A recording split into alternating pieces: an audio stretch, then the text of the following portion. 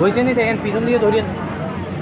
এখানে দেখা যাচ্ছে একজন বয়স্ক মানুষ, ওনার অপারেশন হয়েছে, উনি বসতে পারছেন না, মানে দাঁড়াতেও ওনার কষ্ট হচ্ছে, ওনাকে একটা সিট দেওয়ার কথা।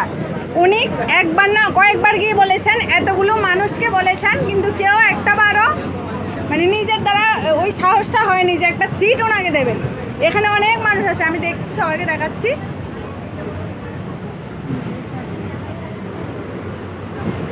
এটা হলো আমাদের সমাজ।